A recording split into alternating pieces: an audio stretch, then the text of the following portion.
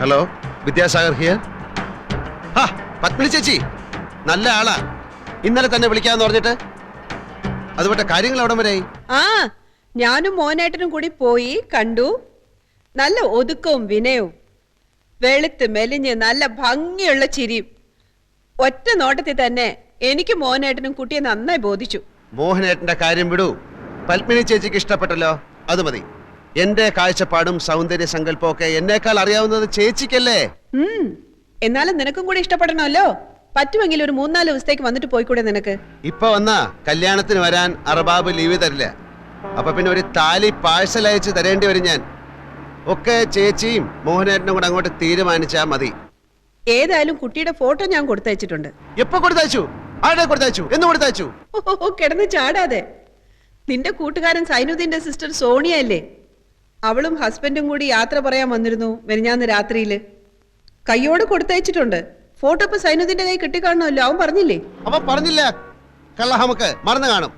ഞാൻ പിന്നെ വിളിക്കാം. ഇവിടെ പെട്ടെന്ന് കുറച്ച് ഭയങ്കര തിരക്കിലായിപ്പോയി.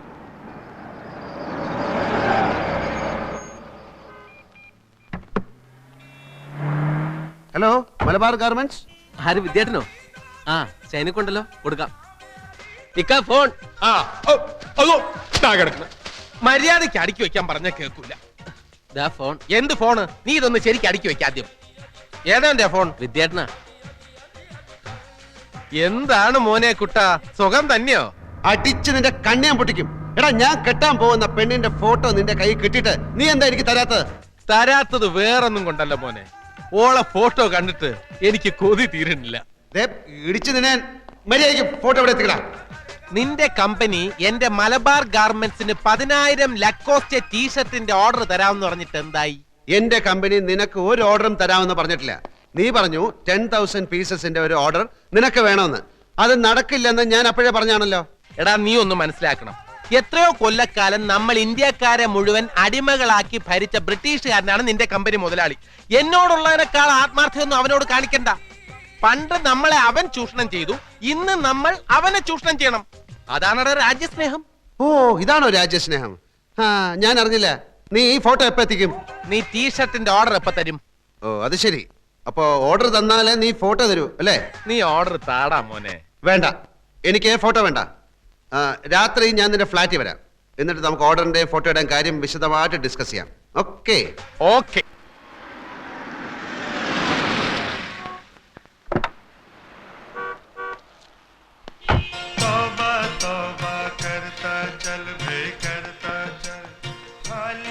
എന്റെ അല്ലോ, രാത്രി ഫ്ലാറ്റിൽ വരാമെന്ന് ഞാൻ പറഞ്ഞില്ലായിരുന്നെങ്കിലേ നിന്നെ ഇപ്പൊ ഇങ്ങനെ കൈയോടെ പിടികൂടാൻ സാധിക്കില്ലായിരുന്നു.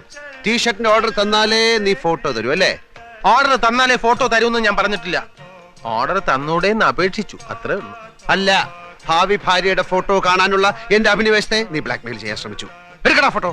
അല്ലെങ്കിൽ നിന്റെ പെണ്ണിന്റെ ഫോട്ടോ എനിക്കെന്തിനാ? ഈ തിരക്കൊന്നും ഒഴിഞ്ഞോട്ടെ, നമുക്ക് ഒരുമിച്ച് ഫ്ലാറ്റിൽ പോയി ഫോട്ടോ എടുക്കാം. അപ്പൊ ആ ഫോട്ടോ ഇപ്പൊ നിന്റെ കയ്യിലില്ലേ? ഫോട്ടോ കൈ കൊണ്ട് കിടക്ക്. എന്തിന്? ശരി, എനിക്ക് കാത്തിരിക്കാൻ തീരെ സമയമില്ല. ഇപ്പൊ തന്നെ പുറപ്പെട്. ഇപ്പഴാ? നിന്നോട് വരാനാ പറഞ്ഞ. ഇങ്ങോട്ട്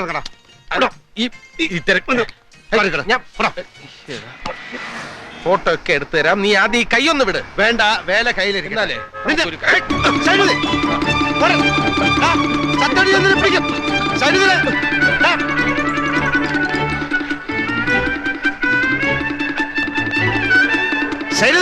അവിടെ നിൽക്കാൻ. അങ്ങനെ നിക്കണില്ല മോനെ.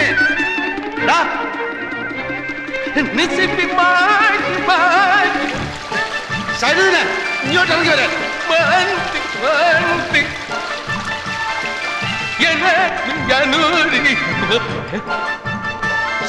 ഇവിടെ വരാൻ. എന്നെ ഓടിക്കരുത്. 1500 മീറ്ററിൽ കോളേജ് ചാമ്പ്യനാ ഞാൻ. ഫോട്ടോ എന്റെ കയ്യിൽ തന്നെ ഉണ്ട്. ടീഷർട്ടിന്റെ ഓർഡർ തരാതെ ഞാൻ ഇത് തരുന്ന പ്രശ്നമില്ല.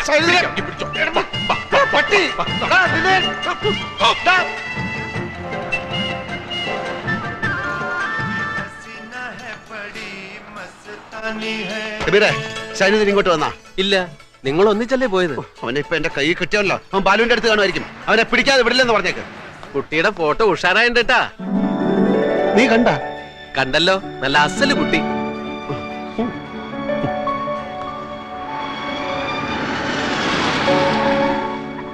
നീതാ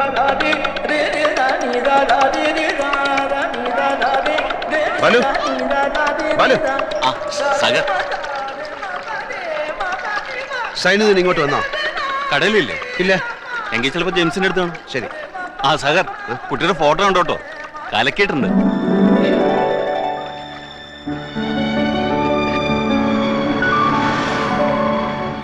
സൈനുദ്ദീൻ വന്നാ? ആ വന്നിട്ട് പോയി. സൈനിക ഫോട്ടോ കാണിച്ചിട്ടോ, കുട്ടി നന്നായിട്ടുണ്ട്. അവനെ വിദ്യാസാഗർ. എടാ വിദ്യേ, നിന്റെ വിദ്യയൊന്നും എന്റെ അടുത്ത് വേണ്ട. എന്നെ പിടിക്കാൻ ഓടുകയാണല്ലേ? നേരെ നോക്കി വണ്ടി ഓടിക്കണം. എന്നെ ഓവർടേക്ക് ചെയ്ത് മുമ്പിൽ കയറാൻ നോക്കണ്ട. എന്റെ പൊടി പോലും നിനക്ക് കിട്ടൂല. ഈ ലോകത്തുള്ള മുഴുവൻ പേരെ നീ ഫോട്ടോ കാണിച്ചു. എന്നോട് എന്തിനാണ് നീ ഇങ്ങനെ ചെയ്യുന്നത്?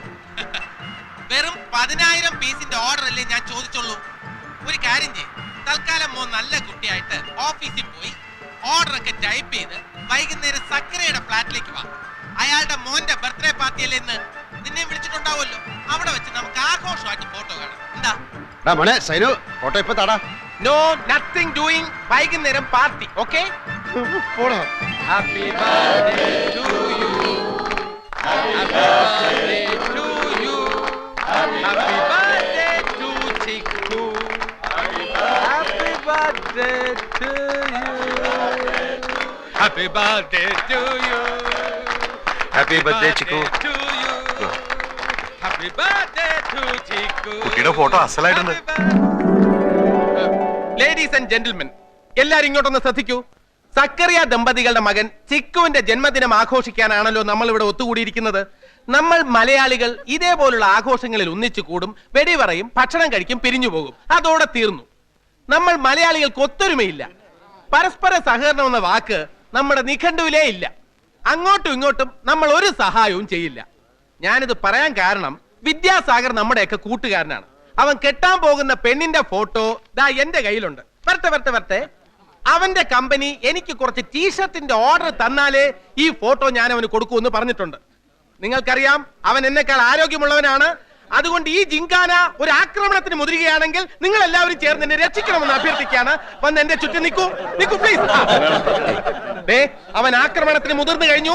എല്ലാവരും എന്നെ രക്ഷിക്കാൻ തയ്യാറെടുത്തോളൂ. നീ ഫോട്ടോ എടുക്ക. ഓർഡർ എടുക്ക്. നീ ഫോട്ടോ എടുക്കടാ. ഓർഡർ എടുക്കാൻ. ഫോട്ടോ ഓർഡർ എടുക്ക്. ഫോട്ടോ തന്നാലേ ഓർഡർ തരൂ, അല്ലെങ്കിൽ നീ ഇനി എന്നെ ബ്ലാക്ക്മെയിൽ ചെയ്യും. ആ കവറിനുള്ളിൽ ഓർഡർ ആണെന്ന് അറിഞ്ഞാലേ ഫോട്ടോ തരൂ. നിനക്ക് എന്നെ വിശ്വാസമില്ലേ? ഇല്ല. വിശ്വാസമില്ല? എടാ, ഒരു സുഹൃത്ത് മറ്റൊരു സുഹൃത്തിനെ വിശ്വസിക്കണം. ഓർഡർ തരാത്ത കൂട്ടുകാരന്മാരെ വിശ്വസിക്കാൻ പാടില്ല.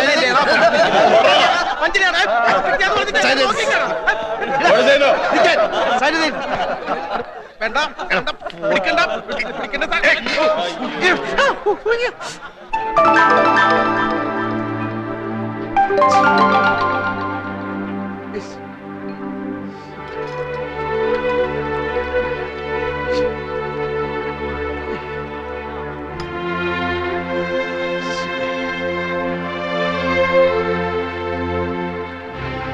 അല്ലോ, നല്ല കുട്ടിയായിരുന്നു.